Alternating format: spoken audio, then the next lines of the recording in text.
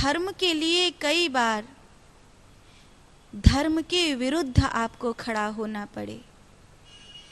इससे बड़ी दुविधा जीवन में कुछ नहीं हो सकती कि धर्म के लिए ही आपको धर्म के विरुद्ध खड़ा होना पड़ रहा है। और इसमें कसूर किसी और का नहीं है। हमारा आलस्य, हमारी लापरवाही, समय पर न जानना न पहचानना, ये जो हमारी जिद है ना, ये हमसे वो करवाती है जो हम नहीं करना चाहते। ये वही पेड़ हैं जो हमने बोए थे, ये किसी और के कांटे नहीं हैं। ये किसी और के कांटे नहीं हैं, ये उन्हीं पेड़ों के कांटे हैं जो कभी हमने लगाए थे।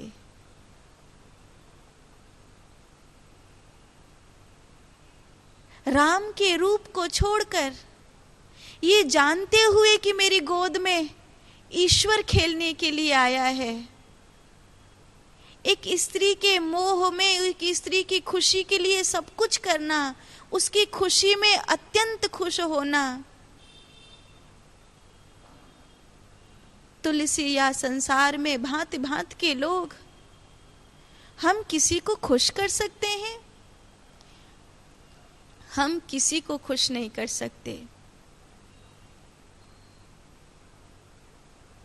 इस संसार में क्या सच में कोई अपना है? कहाँ है हमारी जगह उसकी दुनिया में?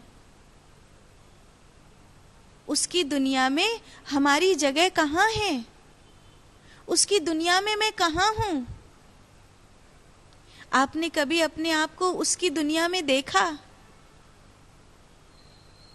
उसकी दुनिया में आप नहीं हो और आप उसके लिए मरे जा रहे हो। वो आपके लिए द्वार बंद किए जा रहा है और आप उसके लिए पीछे भागे जा रहे हो। आप उसके मन मस्तिष्क में कहीं नहीं हो और आप उसके लिए पागल हुए जा रहे हो। ठोकर नहीं लगेगी क्या? कैकेयी की दुनिया में कहाँ थे दशरथ? और दशरथ जी ने आज कितनी बड़ी बात कह दी।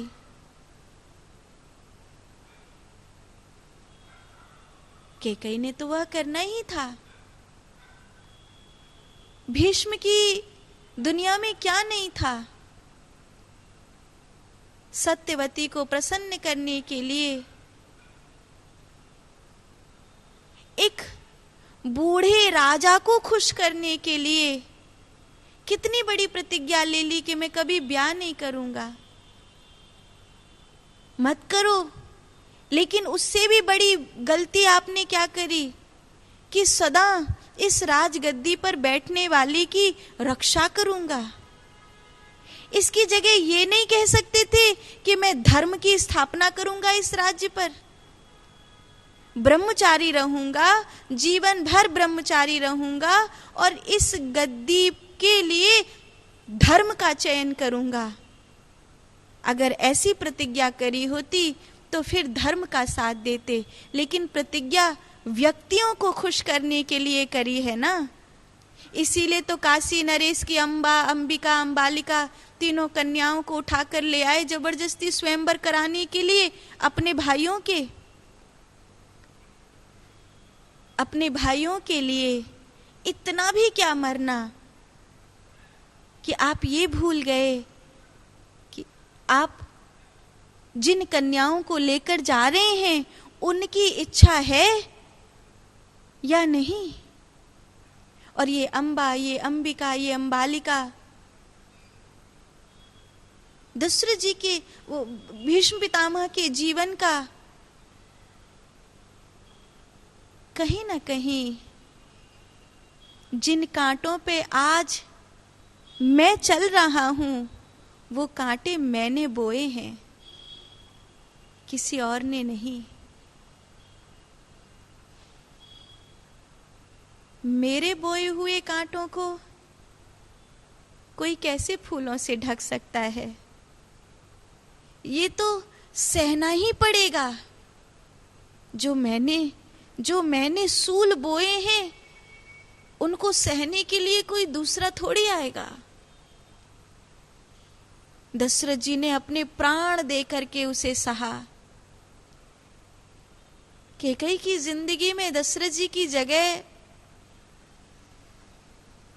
वैसी नहीं है जैसी दशरथ जी ने बनाई है। आज भी तो होता है, जिन लोगों के जीवन में आपके लिए कोई स्थान नहीं होता, आप उन लोगों के लिए एकदम पागल हुए जाते हैं। क्यों? अगर इस समय नहीं समझोगे तो फिर समय समझाएगा। ये जो कहानियां हैं ना, ये इसीलिए हैं। अरे मन, ए बावरे, मत बो कांटों के पेड़, तुझी को काटने हैं। पहले के कांटों को बीन नहीं पाया है कि और कांटों के बीज बिखेरे जा रहा है। अगर अपने मन को ये बात समझा दी तो भीष्म पितामह का संघर्ष सफल हो गया, दशरथ जी का संघर्ष सफल हो गया, राम जी का वनवास सफल हो गया।